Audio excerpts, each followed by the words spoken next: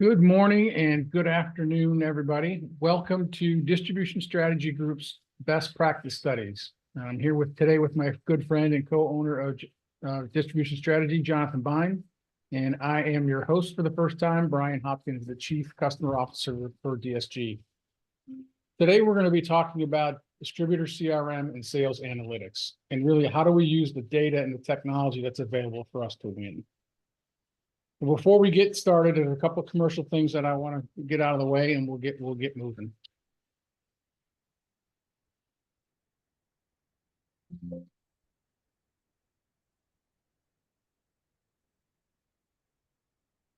So one of the things that Distribution Strategy Group has patented and has a proprietary system is called Demand RX. And it's really a fantastic tool that will help you as a distributor grow your wallet share. Right? Because what it does is it estimates the wallet share, not only in total for a customer, but by product category. And one of the really good things I love about this tool is it helps you really define what your ideal customer looks like.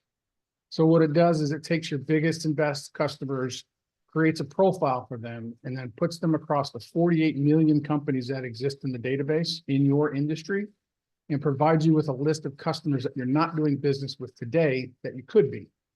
And again, they look and smell and feel like your best customers.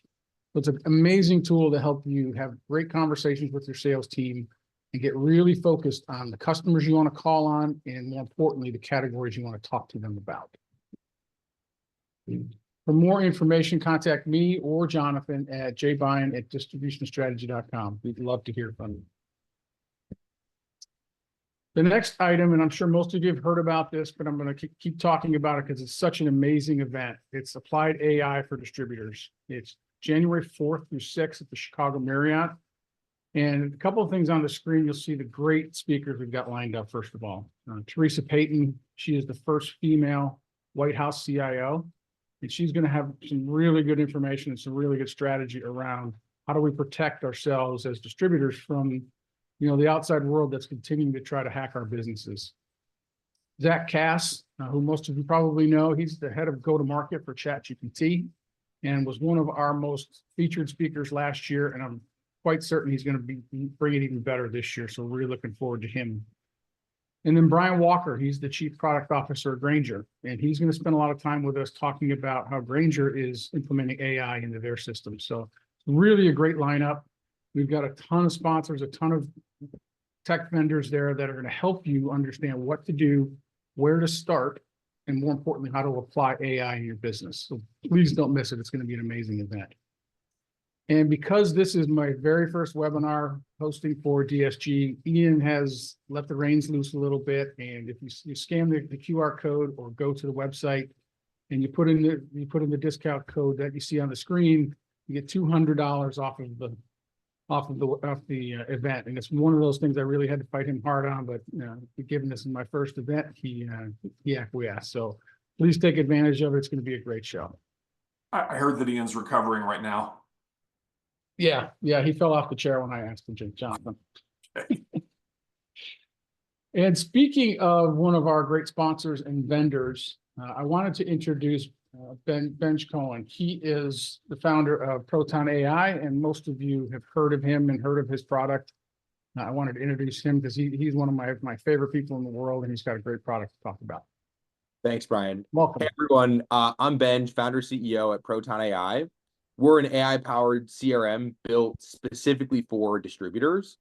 We're proud to serve some of the biggest names in distribution, including ORS NASCO, MSC, and RS Hughes. My great-grandfather started a dental distribution company, and I grew up sort of immersed in that world. As a distributor, it can be really hard to grow sales without hiring more salespeople. But that's exactly what distributors get when they use our CRM. Our clients typically see their growth rates increase by 2.6 times in just their first year using our product. Before switching to Proton, a handful had tried other CRMs and struggled with low adoption rates, and seeing that the CRM really wasn't adding a ton of value for the sellers. What we see across a lot of the companies before they start using our product is that most CRMs can feel like a real chore, which is something that sales reps don't really want to do. And at Proton, we really flipped that narrative, and we built a CRM that's designed specifically to add more value to salespeople than they're getting out of the system. And we do that by using AI. And so that leads to 42% higher usage rates relative to general CRMs. It's easy to use, it's integrated with your ERP system, and it actually shows reps where to focus their efforts to drive more sales. So it's built for distributors, it leverages AI, and it really does increase sales. So if you're curious, you want to learn more, reach out to me personally or schedule a demo, proton.ai/demo. Awesome. Thank you, Benj. And I will tell you, I have firsthand experience working with this. I was literally Benj's second customer, I believe, after Venco. And I tell you what, it made a world of difference in our operation. And it's a lot about what we'll talk about today is how do we bring more information to the front lines using a CRM just like Proton. So we're really glad you're here, Benj, and we're happy that you're sponsoring this episode. Thanks so much. Thanks, Ben. All right, let's get into it, Jonathan. So what I want to start with is we put out a survey. Many of you probably have taken it, but Jonathan's going to walk us through what are some of the results of that survey. What did we see? What did we find? What did you tell us? And then more importantly, at the end, we'll talk about some of the use cases that CRM has evolved to. So Jonathan, you want to start? Let's talk about the survey. You bet. And I'll add one other thing. There is a Q&A button at the bottom. So if you have a question, don't hesitate to jump in. We'll make a game time decision on, do we answer it in the moment or do we defer it to a later point? I think one of the really big things is this is the first time we've done this CRM, state of CRM and analytics.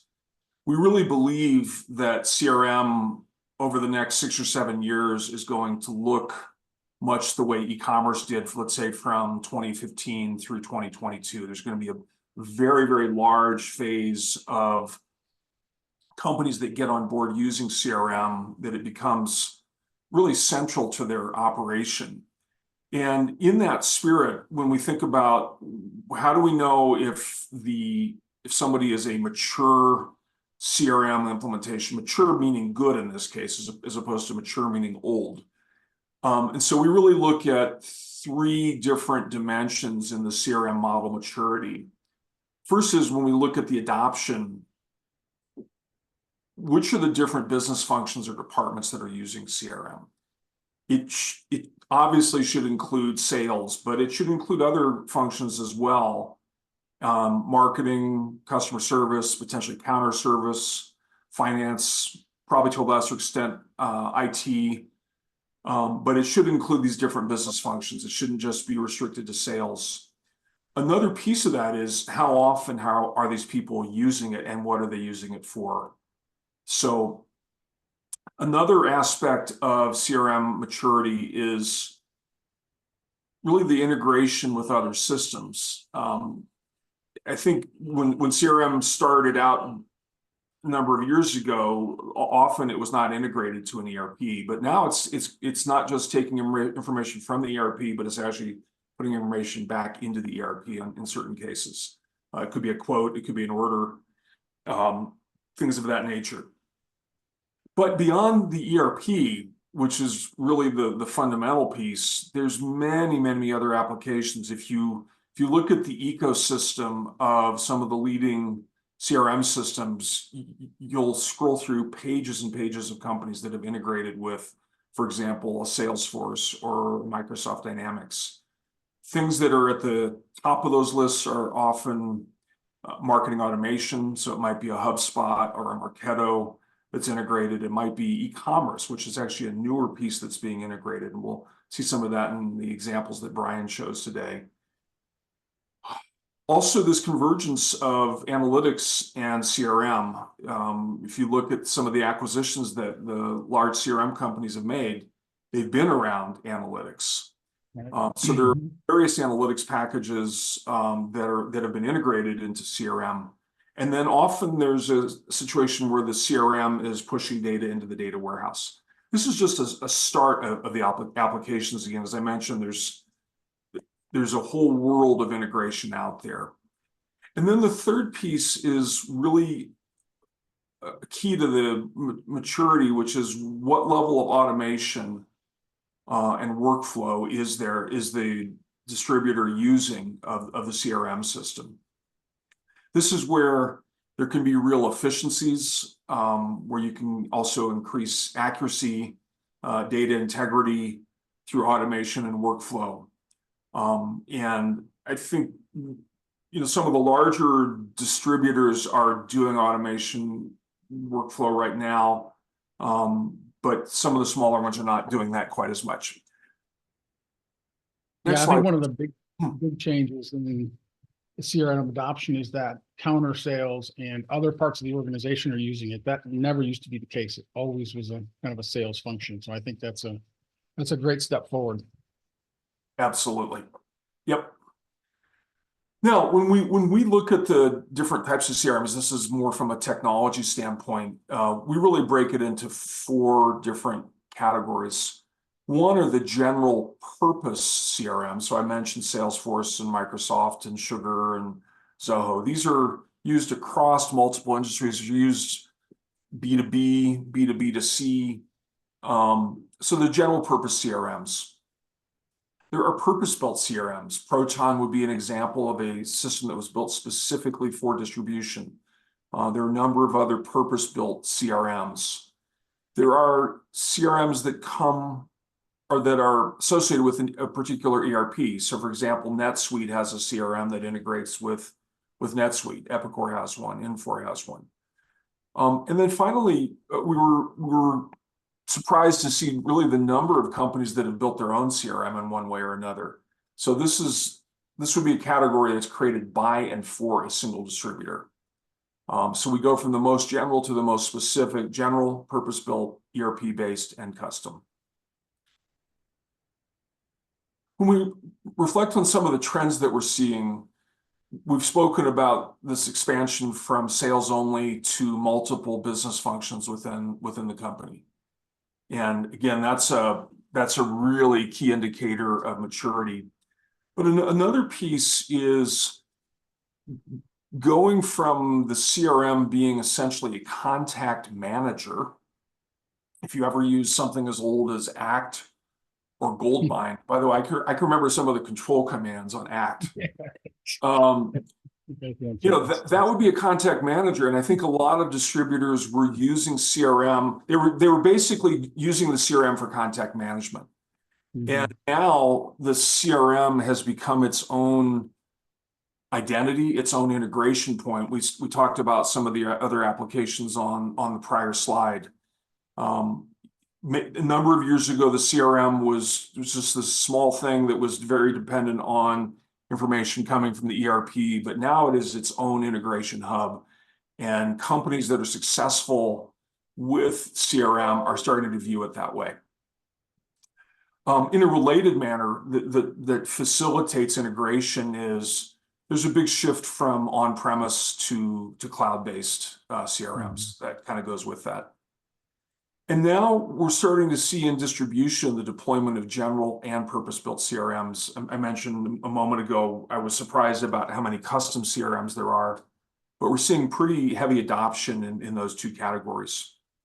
I think a final trend is that the CRM not only creates efficiency for the distributor, but the integrated view of the customer is allowing the distributor to deliver a better customer experience. The more I know about you, the more I can customize what I'm doing for you, right? Yeah, and I think that's a huge piece of this, and we'll talk about some of those things going forward in the deck today. But it's really taking all that information that was buried in the ERP and bringing it forward. So it's a really big advancement for CRMs. When we step back, one of the things that we asked in the survey, it's about 280 respondents, by the way, is what's their overall satisfaction with the CRM? And so on an overall, across all the respondents, the satisfaction was a 6.69. That overall satisfaction is not particularly correlated with the length of the implementation, but it is more correlated with the type of CRM that's being used. So the lowest overall satisfaction were the custom CRMs, the DIY, build it yourself The next were the ERP-based CRMs. The next are the general purpose. And then finally, the top was the purpose-built CRMs with a overall satisfaction just above 7. I think I would say broadly that a lot of distributors are not as satisfied with their CRMs as they could be.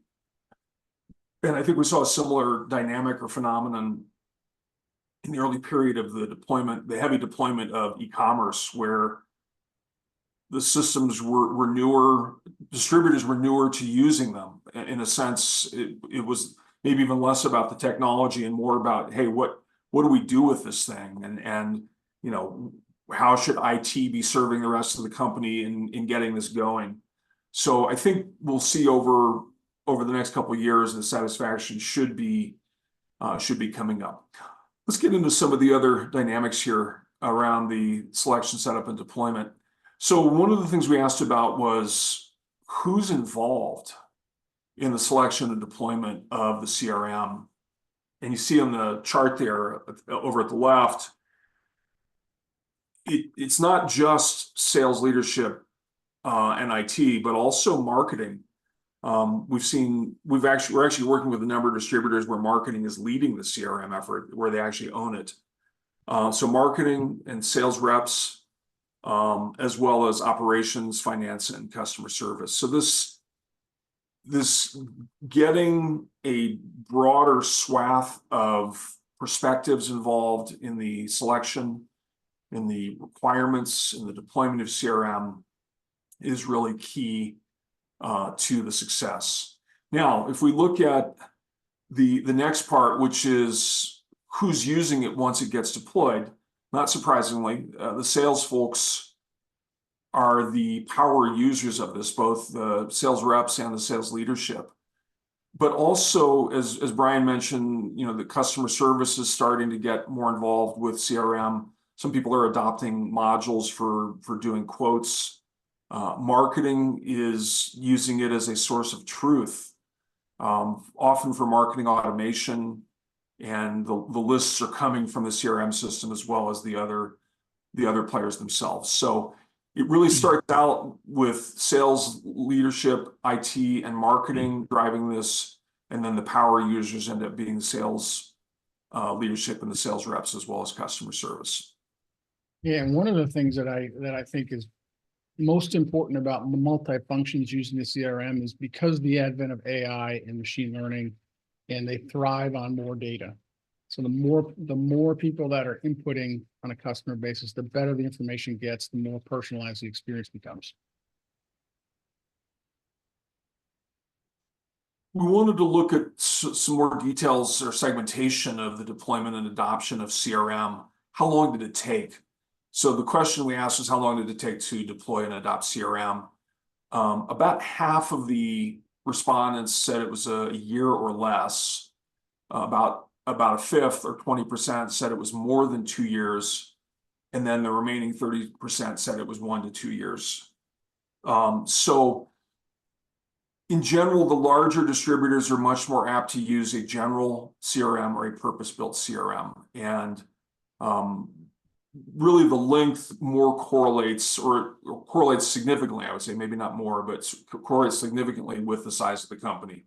Bigger the company, the more departments that are involved, the more integration points there are, the bigger the CRM that they're integrating with. There's a number of things that are doing that. So if we look at how things got done in 1 year or less, about 2/3 with less than 100 million in revenue got it done in a year or less. Just over half from 100 million to 500 million got it done in a year or less. But then as we start to go up market, a quarter of the 500 million to $1 billion, and only 8% of those with more than $1 billion in revenue got it done in a year or less. When we look at the deployment by the type of the CRM, the purpose-built CRMs were the fastest to deployment. And that is similar to the ERP-based CRMs. I think if we look at the ERP CRMs, you know, they sort of automatically integrate with their own ERP. So that hurdle is out of the box, and that greases the skids. but also they tend to have fewer integration points with other systems. So that integration ends up being easier. I think what we've seen for a lot of the purpose-built CRMs also is that they don't tend to have as many integration points with other third-party apps. And so those are the big drivers on those faster deployments. About 40% of the general purpose CRMs got done in a year or less, and then about a third of the custom CRMs. Some of the custom CRMs took forever. I think there's a real challenge to doing that yourself in this day and age with so many good. Yeah, there's so many, easy to use, especially the purpose-built stuff. That's just not plug and play, but it's a lot easier than trying to build this engine on your own. Absolutely. So, some of the things that we saw as learnings from this, we go to the next slide. First is that adoption is an ongoing thing. It's not an event, and many people view it as more difficult than the initial deployment. So there has to be a plan to drive adoption. It can't be build it and they will come. We know that won't work. And there has to be a what's in it for me. The implementation can range from quick setups to multi-year long integration with complex systems. Getting strong executive support, even potentially tying it to performance reviews, usage to performance reviews, is important for promoting and driving CRM usage. And then again, in the same way that the adoption is an ongoing challenge, just the long-term commitment to building value, to helping users see how it makes their life better, faster, frees up time in their day. That long-term commitment is critical in having that successful deployment. Yeah, and I think when we talk about some of the use cases later on, that ability to bring more data to people up front helps drive that adoption challenge that's out there, because the old CRM of command and control and do this or I say you need to do it. Yep. I think that's slowly dying away as more of these CRMs come on board that bring data to people.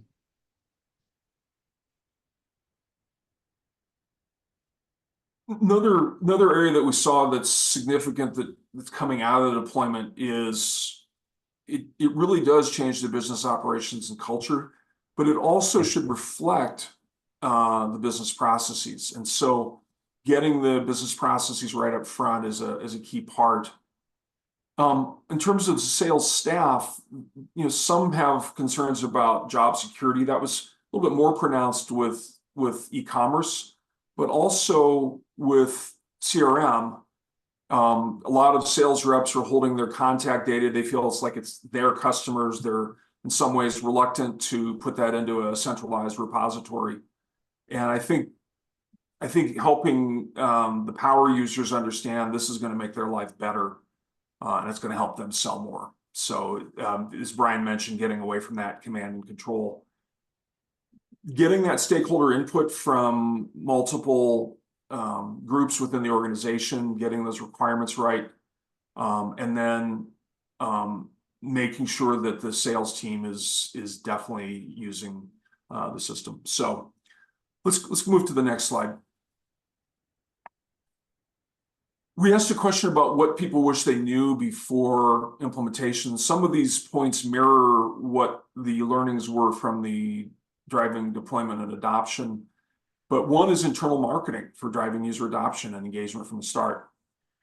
Another one is, and this ties back to the ongoing commitment, you don't have to roll out this perfect thing to get going. Simplify the interface, avoid overcomplication, start with what people really need, and you could integrate a third-party app, or you could do a customization as part of a roadmap over time, rather than trying to get everything there the first time people use the system.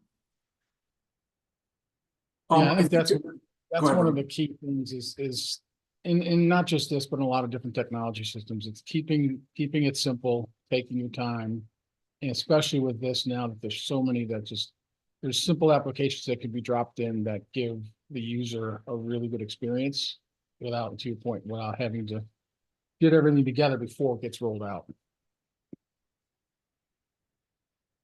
I think another piece on the implementation side is that often, particularly if it's a general CRM, you're going to be working with an implementation partner, and choosing the right partner is going to make all the difference in the world.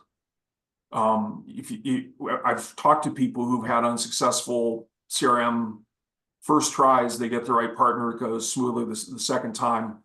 And they view that implementation partner as a long-term partner. It's not just a one-off project. So, so all of these things are key that people wish they knew before the implementation. All right, thank you, Jonathan. That study was, was fairly comprehensive, and I think we've learned a lot from where people are at currently. And I think as we continue down this path, and we do this a year from now, I think those comments and those numbers will be vastly different because of the advent of flipping that script, right? Reimagining the CRM the way we know it today. So when these things first rolled out, right, it really got a bad rap as it entered the market, because really the way we expected people to use it, right? We expected that, these 20, 30-year sales guys were going to sit down and dump everything out of their brain, put it in the CRM, and magically everybody across the organization was going to know everything about that customer.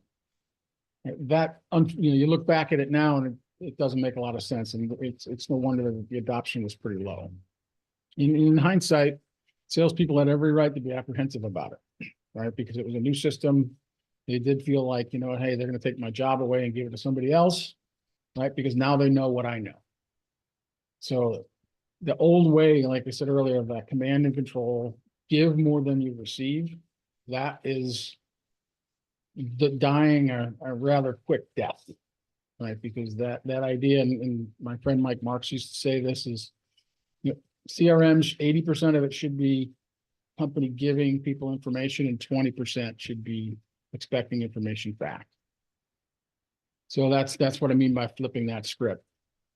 And really, these new CRMs, and we'll talk about a couple of use cases here in a minute, are powered by AI, these predictive capabilities that are out there, and the integrations into our systems. They're fairly simple, right? I mean, I think you saw Ben just slide earlier, it's 12 weeks. I know when I did a Salesforce implementation, it was a heck of a lot longer than 12 weeks. So these things are making these faster, easier, better, and making the experiences more personalized. And we'll talk a little bit about what that personalization looks like. And quite frankly, as the Salesforce starts to age out and we have younger salespeople coming into the organizations, they demand more, and they demand information to help them sell, right? The sales guy who's been there 30 years and knows everything, that information doesn't come, to a 27-year-old salesperson starting their career, right? They need information given to them that will help them sell. And that's what these new CRMs are doing. I would make an even stronger statement. And I think we'll try to test this in next year's survey, but my stronger statement would be that the CRMs that are successful, or the CRM implementations and adoptions are successful, do flip the script, right? They're not expecting people to put all this information in. It's following Mike Marks's 80-20 rule. So, yeah, I love every bit of that, because it just doesn't happen when you expect people to sit down and dump everything out of their brain. It's not a realistic expectation. All right, so a couple specific use cases, and again, this goes with what can be integrated in a CRM that is useful to people, that shows up in front of them so they can help. Right. So I was in distribution for 25 years before I joined DSG, and everybody in every company said we need to upsell and cross-sell better. And 9 times out of 10, you didn't get a whole lot of information or tools to help you with that. Right. It might have been a really, really smart marketing guy that said, hey, looking across our inventory and we've got an excess of gloves. So I'm going to create a flyer and everybody talk about gloves next week. Problem with that is a lot of things, but most problematic is there's no personalization to it at all. Right. So you're talking to a customer about something that they could care less about. So it's no wonder why a lot of these old type cross-sell activities failed. What's changed is now the ability to serve up information for a seller.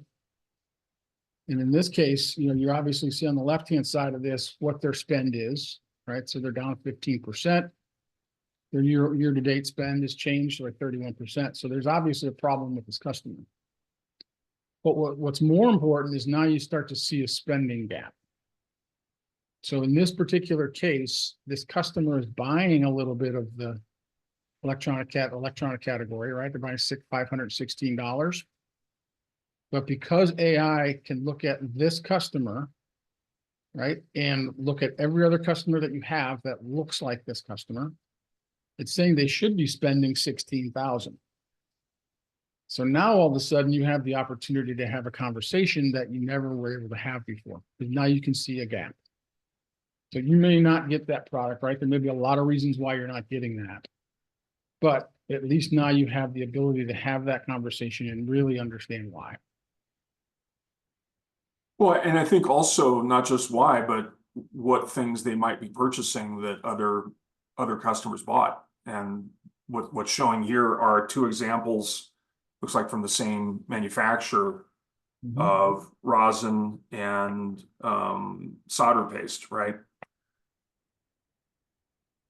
Yeah, and this information has always been in the CRM, or in the ERP, but now all of a sudden it's in front of people and it's served up in a way that's useful, and they don't have to go digging through it and wind up getting a spreadsheet somewhere. It's very useful right in front of them, and it's real-time data.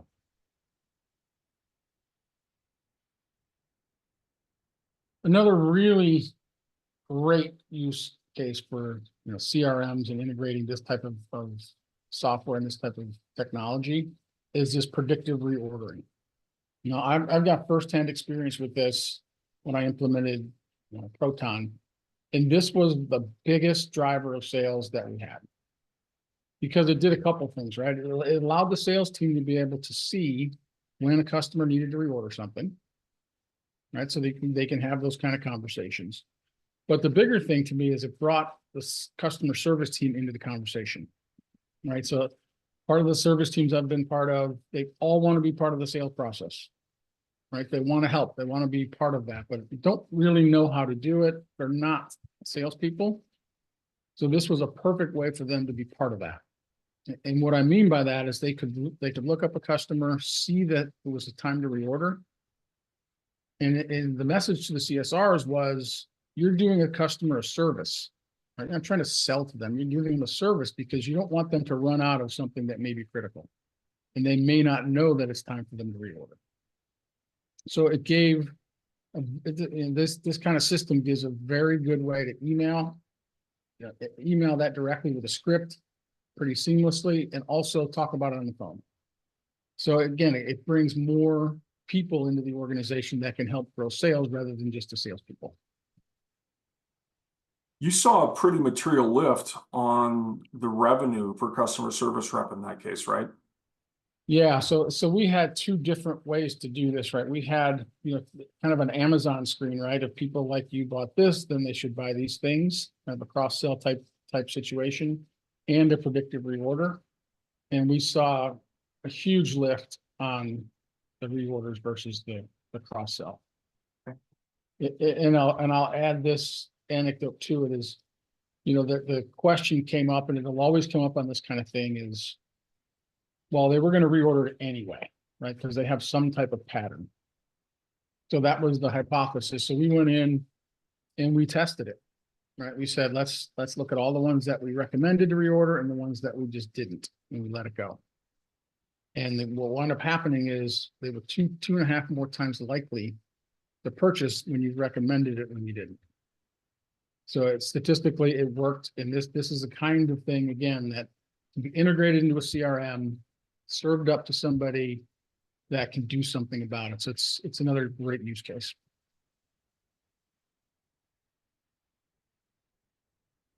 So substitute products. Now, I know a lot of you started in the distribution world and I started at a Granger on the south side of Chicago, and you look up a product and you don't have it in stock. So now the scramble comes, right? It's how do I find the item? Either I'm flipping through the catalog, maybe the distributor has an online cross-reference type tool. But at the end of the day, both of those things are clunky. Right. So now we've got products out there that integrate with the CRM that give you this information instantly. Right. So the minute I see I don't have any in stock, it shows me similar products right out of the gate that I do have in stock. So from a customer experience standpoint, now I can just tell that customer, and I look really smart, really fast. That says, I don't have this one, but I've got this. How about that? And again, you have a way to look really smart, really quickly, and you obviously have a good opportunity to close that sale in a moment. Your average rep can look more like your best rep, because this is one of the value adds of what good reps do, right? So yeah, I mean and the rep either knows the brand and can say, here's another SKU within the brand, or can go beyond brand to find something that's going to solve the issue. Yeah, and it translates that 30-year guy who knows this anyway, right? Doesn't necessarily need maybe to need this tool to a new rep that's entering the market. Now all of a sudden have the same level of information at their fingertips, ready to go. I love this one because it's so difficult to try to find that substitute when you don't have the original product. Now this is an interesting one, right? Because it allows the system to go in and tell you who to call first, which is a really different way to go about this, right? Because old time CRMs, you told it who you called and when you called them. What this does is it takes the power of AI across a number of different factors and says, here's who you should call first, right? Because the natural inclination for anybody, particularly salespeople, is to call the people that do the most business with them, the one they have the most relationships with, where the conversations are easier. It's just a natural way to go about it, right? And then you eventually get down to your list where, people you haven't talked to in a while. But what this does is, again, it takes the power of AI, puts it in front of you and says, this person, this customer is one who you should call first, based on a number of different filters that you can see on the left. So you've got a way for, again, an inexperienced salesperson to get caught up really quickly, to be able to say, here's the order in which I should call these people because this is the most important. And what tends to happen is you can see the one in the orange, the at risk. Most of the time, you never know if that customer is at risk if you're not using a system like this, right? Because you don't see them, they're out of sight, out of mind to a certain degree. But now all of a sudden it's right there in front of you, and now you have an opportunity to keep a customer from churning.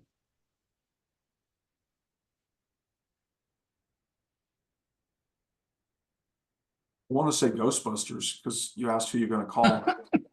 Yeah. But we won't go there. It's the Ghostbuster screen. I love it. Yeah. All right, let's talk about pricing overrides. So this is the one where it feels like a police, policing the system or policing a rep. But one of the things that gets hidden if you're a sales rep, right, is when prices change. The natural inclination of anybody in an organization that says price change and said, oh, the sales guy must have given a better deal. And that's not always the case, right? So a lot of times customer will have last price paid. They'll put it on a PO, send it into customer service. CSR will process that order. There's nothing in the system that tells the CSR the price has changed. And voila, that goes right through the system.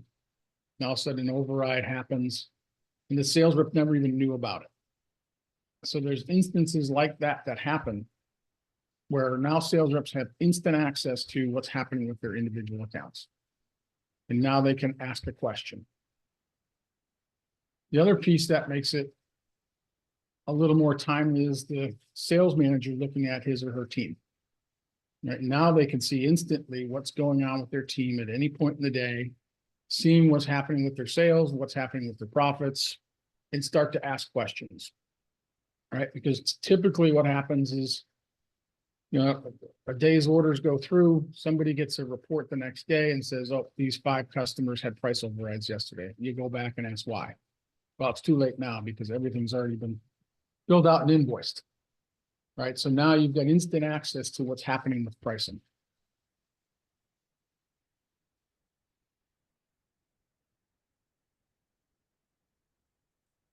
So John is going to talk a little bit about some of the marketing automation that's out there that's making a huge difference. Yeah, many of you have been using email marketing for years. Some of you increasingly are using marketing automation, and it's very powerful to start to gain insight into what people are doing on your e-commerce site, whether they're clicking on emails, whether they're opening, whether they're filling out forms, downloading white papers, product content, etc. Well, so that can now be available through integration of a marketing automation platform into various CRMs. And we can see the site interactions. We can see, for example, whether a cart was abandoned. And then we can start to bring our expertise into that. So here we can see this person created a checkout with the following items: push buttons and pilot devices, MCC buckets. There could be a timely human intervention from a sales rep to engage the hot leads to maximize this. I think a couple of years ago, this might have triggered a feeling of creepiness, but I think we've been conditioned now to understand that B2B and probably even B2C know what we're doing. So when we get that call, it's not as shocking as it used to be. But it's, again, more of this integration of marketing functionality, marketing automation functionality into the CRM, and it's really at the contact level where you can see what the contact is doing. The analogy that I've used before, maybe we go to the next slide, is what marketing automation does is it's kind of like those nature movies where you don't know what an animal's doing, and then they put a GPS chip on its ear, and then suddenly realize, oh, it sleeps here, it wakes at this time, it hunts at this time, it eats at this time, it mates. Just suddenly everything sort of pops out into 3D. And that's the same thing that happens with marketing automation. We can see everything the user does. So then based on that, we can actually start to score who's hottest. There can be like a lead score. You can prioritize the warmest leads for sales. Brian, can you highlight over where the stars are, where it says the lead score on that left panel? Just put your mouse there. Left, middle, over. There you go. So there it's got a lead score. Often it's a numeric. It's expressed as a number, how hot they are. But all of this is taking the totality of what they do. When we look at what's being tracked, it's visits, it's email interactions, it's content downloads, and the 3-star rating threshold alerts the sales rep to hot leads. Actually, I'd say this is a medium warm lead, right? This one's not a really hot lead. But knowing that is powerful. Again, bringing that into the CRM is very powerful. Now, we actually had a question. I think we should go back. If you can go back 2 slides, Brian, to the actually one more. Yeah, the prioritizing. So what type of criteria would we use to prioritize who gets called first? The question also lists dollars, potential. You want to take a shot at that, Brian?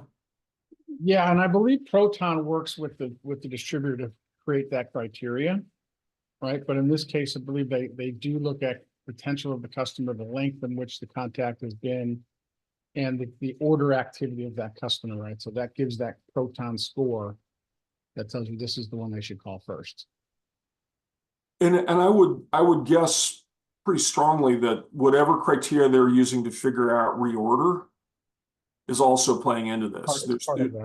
There's some cadence around that about the time to reorder. that is playing in here if that information is available for that customer. But you'll notice it changes, right? So if you look at, you can't do this in this picture, obviously, but if you click on no orders in the last 90 days, leads that are open, 0 to 12 month spend, now all of a sudden it changes some of that criteria on who you should be calling, right? In what order.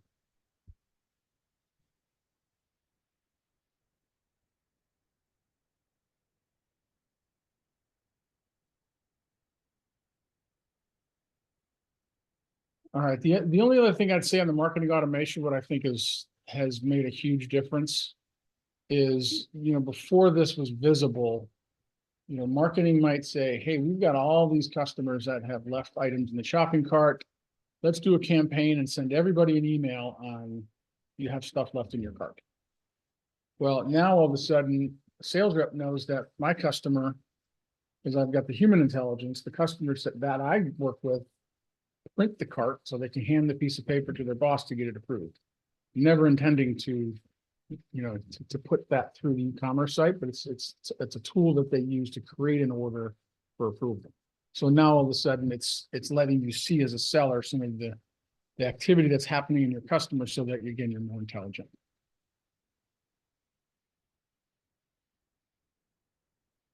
Couple of last things that we'll talk about that are, again, integrated into the CRM, which, I really love the next couple of slides because it helps you now understand, you get all the customer data and all the intelligence behind it. But here's what, when you do a customer satisfaction survey, you're able to integrate that information into the CRM. So as a CSR, as a seller, anybody who's interacting with a customer, they can understand what's happening with that person.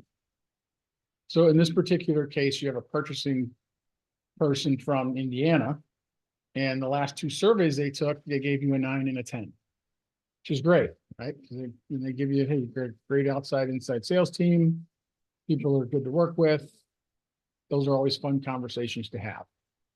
Where it gets really interesting and really more fruitful, in my opinion, is the detail that's behind this. So most of you have probably heard of NPS. And in this case, the question was asked, how likely you to recommend this distributor to a friend or colleague? And the response is a 7. Now that in and of itself doesn't tell you a whole lot, right? It's kind of okay, but not great. But the real fruit here is knowing what's important to that customer. And more importantly, how are you doing with that? So if you scan down the list and you see what the very importance, 9 times out of 10, you're going to get pricing and availability are going to be on the very important scale, because that's just the way that kind of rolls out. But what's more important is as you scroll down on the bottom section, you start to see the better than, and in my eyes, immediately go to the worse than. So now you've got a customer that's giving you a 7. That said, inventory availability is really important to them. And then you're worse than your competitors. So now as a salesperson, I can go and say, okay, I saw this, I heard your feedback. What do we need to do differently to help you? All right, so that becomes a more fruitful conversation than you gave us a 7, or we appreciate the fact that you love our sales reps. So it helps bring that detail to people, and again, ways they can use it. I think more broadly, so Brian, you're showing some of the stuff from our customer experience RX drill down, but more broadly, tools like SurveyMonkey are integrating into leading CRMs, probably MailChimp as well. So this broader idea of being able to bring survey data in, which is more information about your customer, is what's implied here. Yeah, thanks for that. And then the last thing I'll talk about is this integrated wallet share idea. And again, this is another tool created by Distribution Strategy Group. But the idea here is that sales coaching has always been around how many people did you call? What was the call like? What's your activity level and what's the result? So that's really been coaching through CRM, in the past. Now you can take and add on to it the ability to look at a customer wallet. To know, okay, this particular customer buys $14,000 of distribution equipment and enclosures from me. Great. out of the 48,000 they spend, that's a pretty decent spend.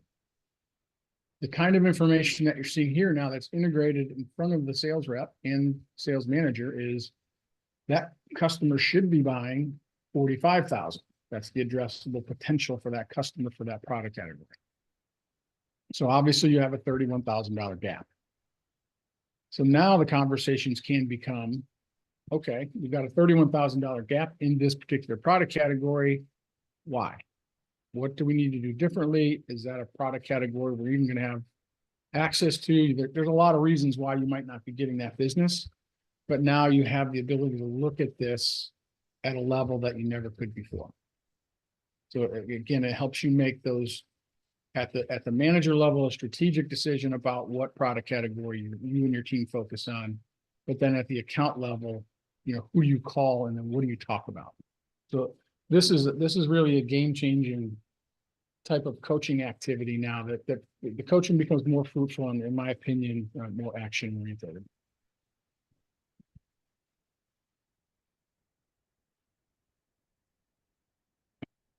All right, well, we've come to the end of our CRM program. Hopefully you've enjoyed, what we've talked about. There's a lot of changes in CRM.